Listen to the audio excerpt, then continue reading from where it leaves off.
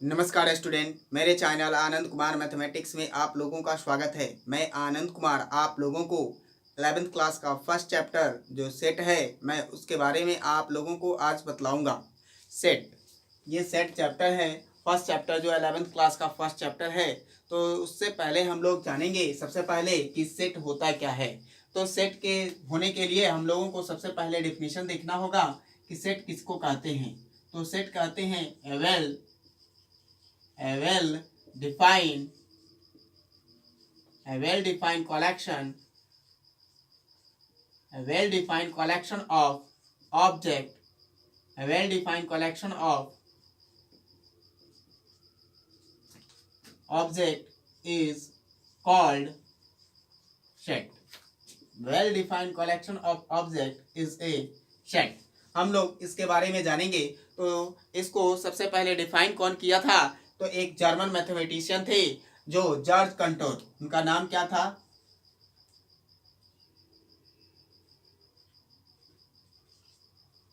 George canter नाम था।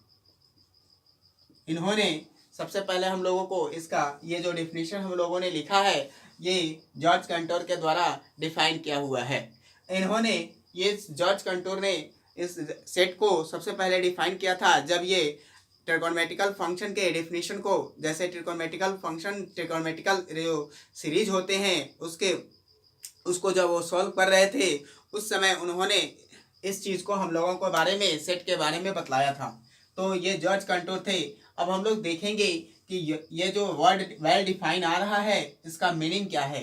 तो हम लोगों को डिफिनेशन दिए थे जॉर्ज कंटोर ने कि well defined collection of object is called set.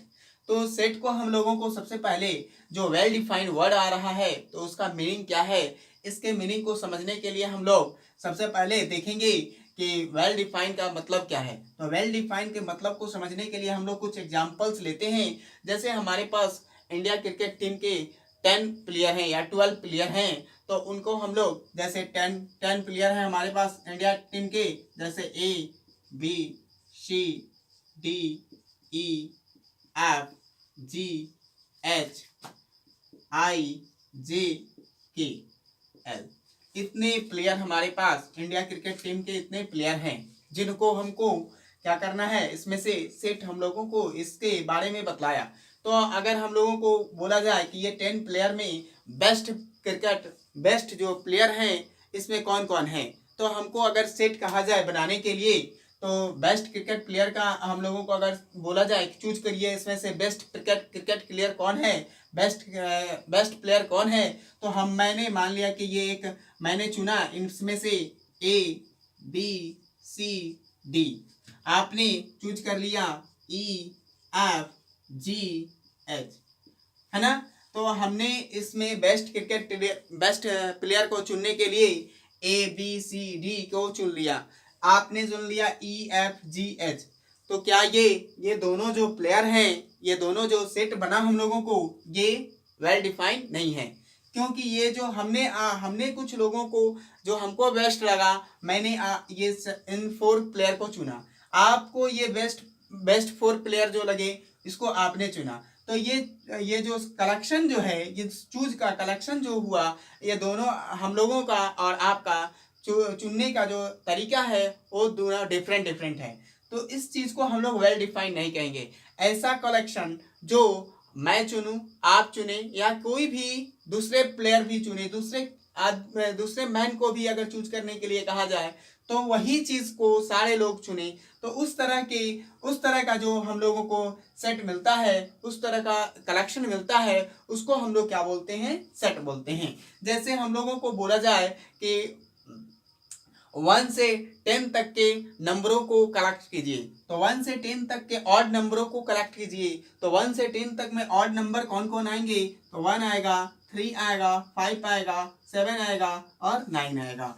इसको छोड़ करके और कोई भी ऑड नंबर आप चुने, मैं चुनूं या कोई भी चूज करेगा, तो 1 से 10 तक में यही ऑड नंबर को सारे लोग चूज करेंगे। उसी तरह से अगर हमको बोला जाए कि इसमें 5 इंग्लिश अल्फ़ाबेट के 5 वॉवेल्स को चूज कीजिए, तो वॉवेल्स को चूज करने के लिए भी हम लोग अगर इसका कलेक्शन को इसको एक सेट बनाइए, इस ऑब्जेक्ट को चूज कीजिए, तो आप भी चुनेंगे या मैं भी चुनूंगा, तो उसमें क्या आएगा, ए ई आई ओ और यू ही लेंगे, क्योंकि ये ए ई आई ओ यू क्या होते हैं, वॉवेल्स होते हैं। ये सिलेक्टेड चीज है। हम लोग अगर इसको आप चुने, हम चुने, चाहे कोई भी दूसरा व्यक्ति भी चुनेगा, तो इस तरह का ही ये क्या करेगा, ऑब्जेक्ट को चुनेगा। तो हम लोग सबसे पहले इसके बारे में जाने, तो इसके बाद हम लोग देखते हैं कि ये जो हमारा सेट बना, इस सेट को सबसे पहले हम लोग इसके बाद देखेंगे कि सेट जो है, सेट को हमेशा कर्ली ब्रैकेट के द्वारा डिनोट किया जाता है। ये कर्ली ब्रैकेट है, ये जो कर्ली ब्रैकेट है हम लोगों के पास, हमेशा सेट को कर्ली ब्रैकेट के अंदर ही रखा जाता है। उसके बाद दूसरी बातें हम लोगों को ध्यान में रखना है कि जो वर्ड जो ये सेट का, जैसे सेट को हम लोग डिफाइन करने के लिए, सेट को चुनने के लिए कर्ली ब्रैकेट का यूज करते हैं। दूसरी बात कि सेट को जो है, ये सेट जो है, जैसे सेट ए में ये कर्ली ब्रैकेट के अंदर जो मेंबर्स होंगे, तो हम लोगों को कुछ वर्ड आते हैं इसमें सेट थ्योरी में। सेट थ्योरी में हमको सबसे पहले वर्ड आएगा मेंबर बोलेंगे, मेंबर बोलें या ऑब्जेक्ट बोलें, है ना, मेंबर बोलें, ऑब्जेक्ट बोलें या एलिमेंट बोलें, तो इस सारे का मीनिंग एक ही है। जो इसमें जो ये सेट के मेंबर्स होते हैं, एलिमेंट्स होते हैं, ऑब्जेक्ट होते हैं, सारे का मीनिंग एक ही है जो इसके अंदर ऑब्जेक्ट आते हैं। तो इस तरह से ये जो वर्ड आया, एलिमेंट, मेंबर, और एलिमेंट आया, मेंबर आया, ऑब्जेक्ट आया, ये सारे जो वर्ड हैं ये साइनोनिम्स हैं इसी चीज का, है ना। दूसरी बात हम लोगों को जानना चाहिए कि सेट को हमेशा कैपिटल लेटर के द्वारा डिनोट किया जाता है। A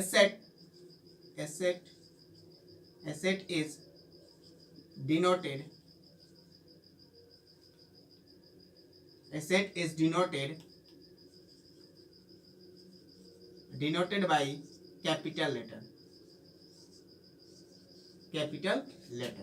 सेट को हमेशा कैपिटल लेटर से डिनोट किया जाता है। जैसे कैपिटल लेटर में ए आ जाएगा, डी आ जाएगा, सी आ जाएगा, एक्स आ जाएगा, वाई आ जाएगा, जेड आ जाएगा। इस सारे चीजों को हम लोग क्या कर सकते हैं, कैपिटल लेटर के द्वारा डिनोट करते हैं। दूसरी बात, इस set, member of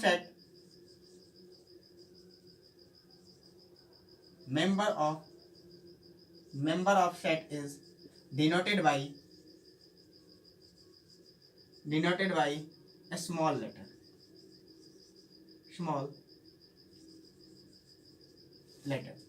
member of elements, जो मेंबर हों, सेट के मेंबर्स को हमेशा इसके द्वारा स्मॉल लेटर को द्वारा डिनोट किया जाता है। जैसे ए ई आई ओ पी क्यू,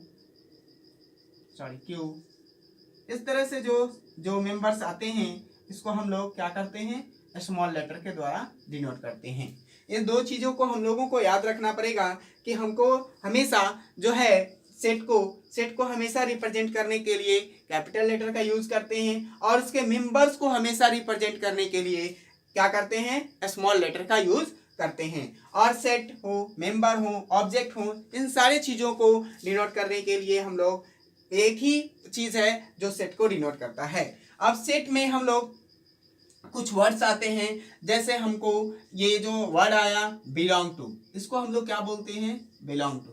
ये बिलोंग टू नहीं है, ये बिलोंग टू, ये जो है इंग्लिश में एप्सिलॉन बोलते हैं। इसको क्या बोलते हैं, एप्सिलॉन। ये जो ग्रीक वर्ड है, ये ग्रीक वर्ड से लिया गया है एप्सिलॉन, जिसको हम लोग सेट थ्योरी में बिलोंग टू बोलेंगे। इसका ये बिलोंग टू क्या है, जैसे हमारे पास कोई सेट है, जैसे हमारे पास सेट ए है, ए सेट है जिसमें मेंबर्स हैं 1 2 3 4 5, ये मेंबर्स हैं। अब हमको बोले जाए कि इसमें 4 जो है, 4 हमको दे दिया जाए, 4 इस सेट का मेंबर्स हैं, तो यस आप बोलिएगा यस। ये जो 4 जो है ये सेट ए का मेंबर्स है, तो 4 जो है बिलोंग करता है सेट ए में। अगर हमको बोला जाए कि 2 इस सेट का मेंबर्स है, तो आप बोलिएगा यस, 2 जो है सेट ए का मेंबर्स है। अगर हमको बोला जाए कि 7 बिलोंग टू ए, तो बोलिएगा नो, 7 जो है ए का मेंबर नहीं है। तो ये जो सेट जो है ये 7 ये डज नॉट बिलोंग टू बोलेंगे, इसको क्या बोलेंगे, 7 does not belong to set A. इसी तरह से 9 बोला जाए तो 9 does not belong to set A. 0 does not belong to set A. लेकिन अगर 3 बिलोंग टू सेट ए हम लोग बोल सकते हैं। तो इस तरह से ये बिलोंग टू का मतलब आप लोग समझ लिए होंगे और डज नॉट बिलोंग टू का मतलब भी समझ गए होंगे। अब हम लोग देखते हैं कि सेट को जो है 2 टाइप से रिप्रेजेंट किया जाता है। सबसे पहले देखेंगे, इससे बाद हम लोग देखिए सेट जो है, सेट को हम लोग 2 प्रकार से रिप्रेजेंट कर सकते हैं। सबसे पहले हम लोग देखेंगे कि there are 2 method of representation of set. Set को रिप्रेजेंट करने का 2 मेथड है। पहला मेथड क्या है, रोस्टर फॉर्म, या उसको रोस्टर फॉर्म बोले या दूसरा टेबुलर फॉर्म बोल सकते हैं। दूसरा क्या है, set builder form, set builder form भी बोल सकते हैं। दूसरे को हम लोग क्या बोलेंगे, सेट बिल्डर फॉर्म। ये रोस्टर फॉर्म क्या होता है, तो रोस्टर फॉर्म का ये डेफिनेशन जो है, रोस्टर फॉर्म किसको बोलते हैं, if the set can be written as the list of its member. अगर किसी सेट के मेंबर को लिस्ट में रिप्रेजेंट किया जाए तो उसको हम लोग लिस्टेड फॉर्म या रोस्टर फॉर्म, टेबुलर फॉर्म बोल सकते हैं। जैसे हम लोगों को अगर सेट बोला जाए तो सेट को हम लोग हमेशा कर्ली ब्रैकेट स्मॉल में लिखते हैं। तो हम लोग देखेंगे कि स्मॉल, जैसे ये ए एक सेट है जिसमें 1 2 3 मेंबर्स हैं। तो हम लोगों को ये जो सेट हुआ तो 1 2 3 ये क्या है, लिस्टेड फॉर्म है। तो हम लोग लिस्टेड फॉर्म में हमेशा बीच में कॉमा का यूज करते हैं और एक एलिमेंट को अगर हम लोग को लिखना हो तो एक ही बार लिखा जाता है। किसी एलिमेंट को अगर रिपीट करना हो तो रिपीट करने के बाद भी कोई डिफरेंस नहीं होता, मेंबर जितने एक बार आता है उसी मेंबर को हम लोग रखते हैं। तो इस तरह से जैसे हमारे पास और भी आया, जैसे हमारे पास एक सेट बी है, बी में मंडे लिखा हुआ है, मंडे। तो मंडे को हम लोग सेट अगर बनाएंगे तो ये जो वर्ड मंडे है तो इसको अगर हम लोग लिस्टेड फॉर्म में लिखेंगे तो लिखेंगे एम ओ, लिखेंगे हम लोग क्या, एम लिखेंगे, ओ लिखेंगे, एन लिखेंगे, डी लिखेंगे, ए लिखेंगे और वाई लिखेंगे। ये मंडे का जो है ये क्या हो गया, ये लिस्टेड फॉर्म हो गया। इस तरह से बहुत सारे वर्ड जैसे आएंगे या मेंबर्स आएंगे तो ये हम लोगों को इस तरह से लिख करके लिस्टेड फॉर्म में दिखना होता है। दूसरा आता है set builder form. Set builder form में क्या करते हैं हम लोग, सेट इज, है ना, set is to state properties. जो सेट हम लोगों की किसी प्रॉपर्टी को बतलाता है with characterize the elements in the set. Set के एलिमेंट्स की जो प्रॉपर्टी को बतलाता है उस सेट को हम लोग सेट बिल्डर फॉर्म बोलते हैं। जैसे हम लोगों को अगर दे दिया जाए इस तरह के सेट को, जैसे ए एक सेट है जिसमें कैसे लिखेंगे एक्स, इसको पढ़ते हैं सच दैट, क्या पढ़ते हैं, सच दैट एक्स, एक्स जो है x such that x is an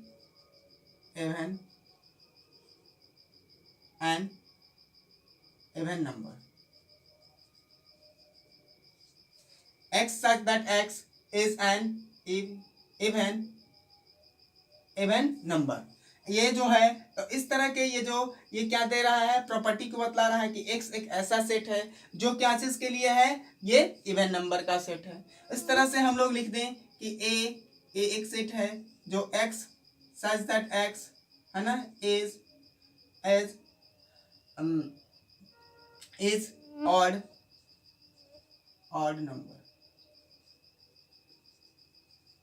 odd number का सेट हो गया। तो ये जो कैरेक्टराइज जो हम लोगों को ये जो बतलाता है, जो हम लोगों को ये जो प्रॉपर्टीज को बतलाता है, तो इस तरह के जो सेट बनता है उसको हम लोग क्या बोलते हैं, सेट बिल्डर फॉर्म बोलते हैं। तो सेट बिल्डर फॉर्म में हम लोग इस तरह के प्रॉपर्टी को बतलाते हैं। अब हम लोगों को जैसे और भी एग्जांपल ले लिया जाए, जैसे यहाँ पे एक बी सेट है तो x such that x is a prime number, prime number का सेट हो गया।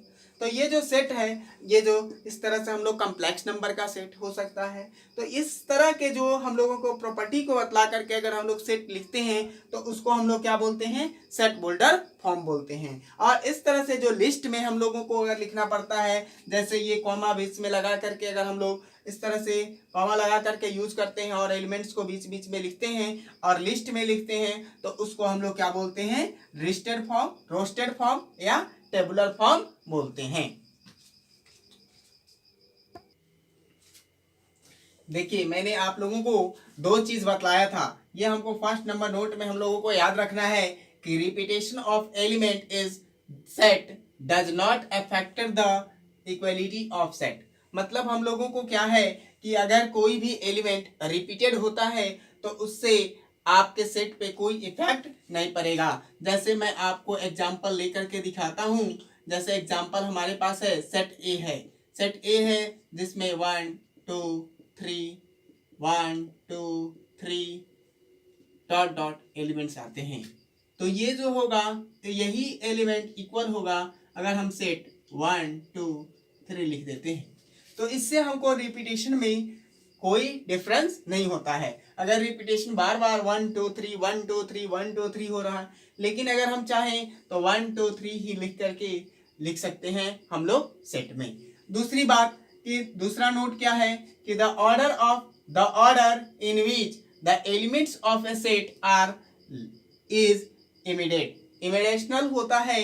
जैसे हम लोगों को ध्यान में रखना है कि ऑर्डर ऑफ सेट जो होता है ये लिस्टेड होता है और उसका लिस्ट में रिपीटेशन का कोई मीनिंग नहीं होता। जैसे हम लोगों को अगर हमको जैसे ए बी और सी कोई एलिमेंट्स है, ये इक्वल होगा ये बी ए सी और फिर इक्वल होगा सी ए बी के, ये कोई भी एटीसी और भी हो सकता है।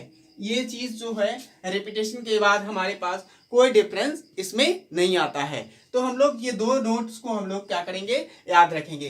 तीसरी बात है कि अगर सेट को हमको कुछ सेट में नोटेशन होते हैं, जैसे सेट में हमको नोटेशन क्या होते हैं, कुछ नोटेशन को हम लोगों को याद रखना होता है। जैसे हम लोग को हमेशा, तो आपको मैंने बताया था कि सेट को हमेशा आपको कैपिटल लेटर के द्वारा रिप्रेजेंट करना है, लेकिन कुछ ऐसे नंबर्स होते हैं, कुछ ऐसा सेट होता है जिसके लिए खास जो है नोटेशन रहता है। जैसे हम लोगों को सबसे पहले हम लोग नोटेशन कुछ देख लेते हैं। जैसे मेरा फर्स्ट नोटेशन है N, capital N. Capital N से हमेशा हम लोग क्या करते हैं, सेट जो है, सेट को नेचुरल नंबर के सेट को हम लोग को हमेशा कैसे कैपिटल एन द्वारा डिनोट किया जाता है।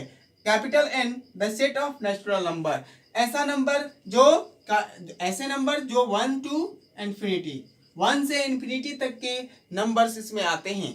Counting number is called, counting number को हम लोग क्या बोलते हैं, नेचुरल नंबर बोलते हैं। और नेचुरल नंबर में ये हमारा सेट जो है 1 to इंफिनिटी तक आता है। उसी तरह से जेड, जेड से हम लोग सेट ऑफ इंटीजर को क्या करते हैं, डिनोट करते हैं। सेट ऑफ इंटीजर को हम लोग हमेशा जेड के द्वारा डिनोट किया जाता है। और ये कहाँ से आता है हम लोगों को, इंटीजर नंबर्स, तो integer number minus infinity two plus infinity तक होता है। ये जो नंबर्स आते हैं माइनस इंफिनिटी से प्लस इंफिनिटी तक के नंबर को हम लोग क्या बोलते हैं, जेड ऑफ इंटीजर्स नंबर। उसी तरह से आएगा रेशनल नंबर, तो रेशनल नंबर किसको बोलते हैं, तो ये नंबर जो होता है ऐसा नंबर जो p बाई क्यू के रूप में हो, p बाई क्यू के रूप में हो, उस तरह के नंबर को हम लोग क्या बोलते हैं, रेशनल नंबर। रेशनल नंबर जो होता है, इस रेशनल नंबर में हम लोगों को ध्यान में रखना है कि q नॉट इक्वल टू 0 होना चाहिए, q नॉट इक्वल टू 0 होना चाहिए। और इस तरह से हम लोगों को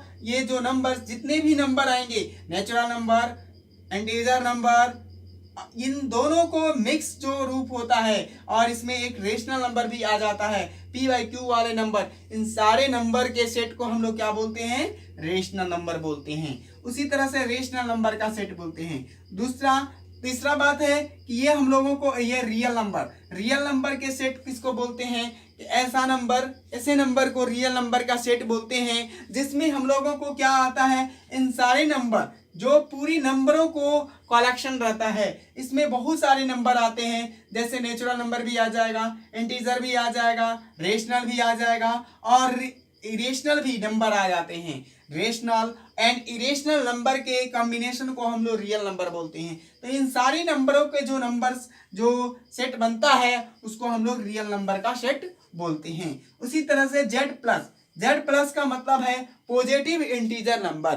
पॉजिटिव इंटीजर नंबर का मतलब है कि हम लोगों को ऐसा इंटीजर, जैसे हम लोगों ने इंटीजर नंबर में -∞ टू +∞ लिखा है, लेकिन इसमें जो है इस इंटीजर नंबर में अगर पॉजिटिव इंटीजर नंबर हम लोगों को लिखना हो तो पॉजिटिव इंटीजर में केवल हम लोगों को क्या होगा 1 to ∞, या 0 से भी हम लोग ले सकते हैं 0 to ∞। हम लोगों को ये नंबर जो होगा इंटीजर नंबर के अंतर्गत आएगा। उसी तरह से क्यू रेशनल नंबर को डिनोट करता है। क्यू प्लस जो है rational number, positive rational number को डिनोट करता है, निगेटिव रेशनल नंबर को डिनोट नहीं करता है।